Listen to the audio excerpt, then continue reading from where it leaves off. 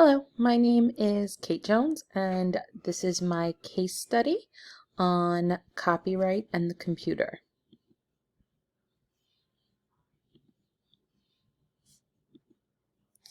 So for this case study, we'll be looking at a small rural school, St. Regis School, which is K to 8, with a school population of around 420 students. They have extremely limited resources coming from state allocations and also 2 fundraisers a year. Mrs. Lin has been copying copyrighted computer programs to be shared with teachers to increase their use and stretch the school's dollars. One of the teachers, Mrs. Brandon, who came from another school originally and is a little bit more familiar with copyright issues, is uncomfortable with the violation of copyright laws.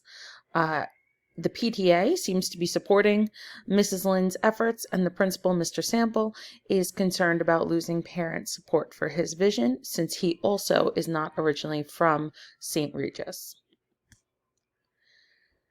The big problems that we have here are pretty obvious, at least the biggest one, which is it is illegal to share copyrighted materials in the way that Mrs. Lin is doing, even though her intent is positive, and even though she's kind of right that it is unlikely that they would get caught, being a small school.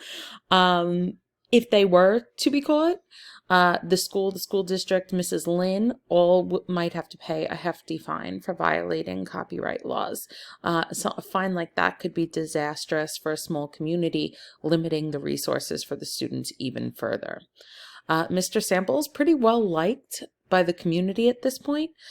So by stopping this, he is taking the risk that he would be making the community upset by limiting access to these programs.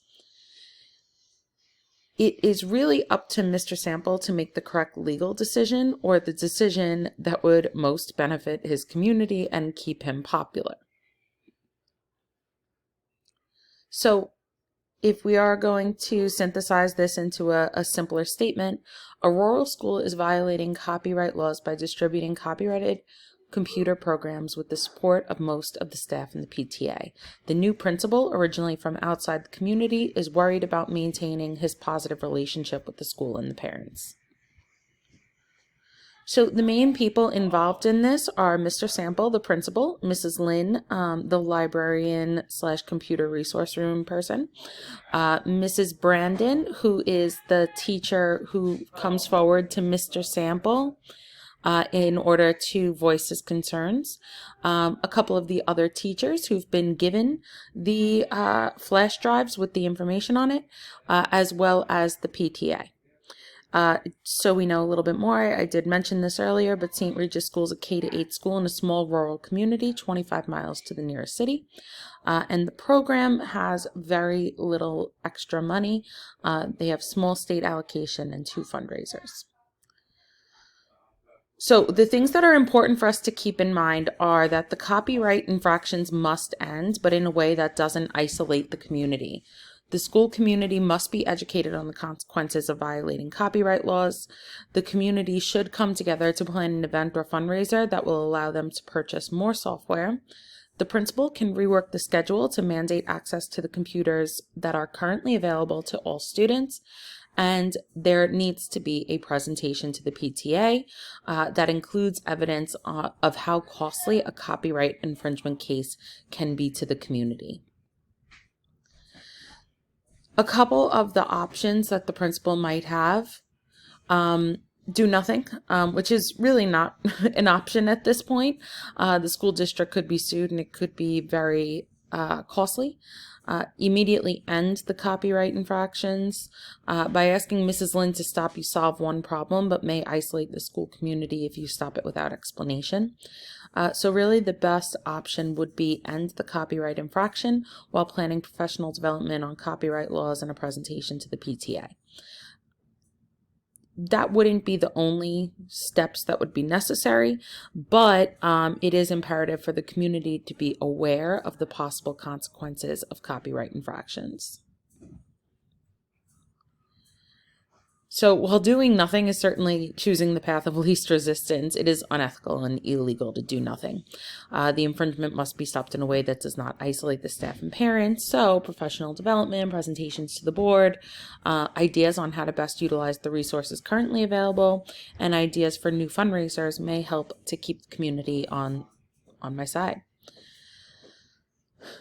So moving forward, we have to go in that direction. We need to let Mrs. Lynn know that she should immediately stop distributing the programs, but she should also know that you appreciate her trying to help the school. It needs to stop, but you know that what her goal was to help the school. Plan a meeting with the faculty and staff, ask them to bring and return the flash drives at that time, but also at that meeting, provide information on copyright infringement, including news stories of how these kinds of things can be very costly to a district.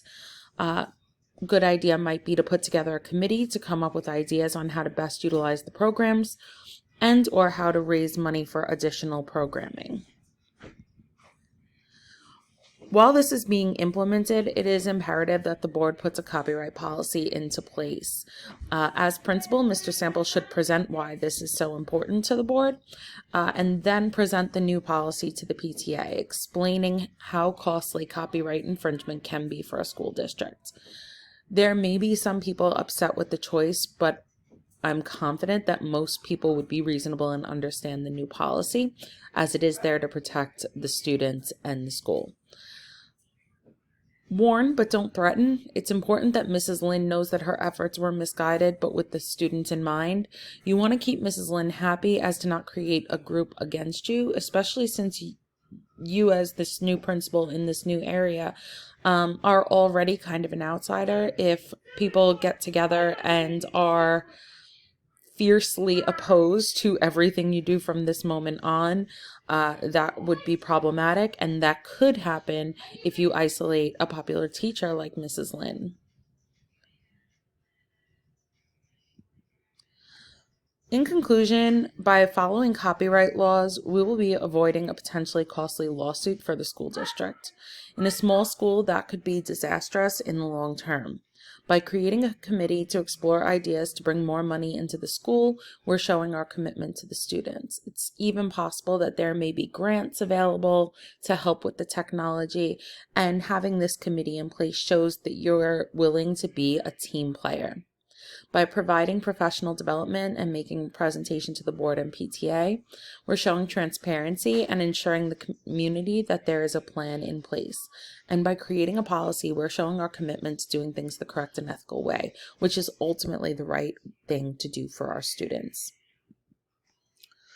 When reflecting on this, I spent a lot of time thinking about how easy it could be to fall into the trap of doing illegal things as a school leader. Every penny counts, and in some school districts, there aren't a lot of pennies. So it is the primary goal, though, to be models for our students. And if we are exhibiting unethical behavior, even in their best interest, that unethical behavior will trickle down. How can we turn around and say to students that it's unethical to plagiarize a paper, but then, we're plagiarizing by copying things that aren't technically do not belong to us. Our primary goal has to be that, creating a safe, ethical, and nurturing school environment for our students to receive an education, and we have to model that behavior. In addition, this case study encouraged me to reflect on how important people management is. I have had the opportunity of being in one school for a very long time and another school very briefly, and seeing how different environments can be is something that has been very clear to me this year. So for a new principal like Mr. Sample, it is important for him to not upset the community and to be very clear with the community in why he's making the decisions that he's making. Handling this situation with confidence, grace, and straightforward response is really the key to making out of this unscathed. Thank you so much for your attention on this, and I look forward to learning with you in future classes.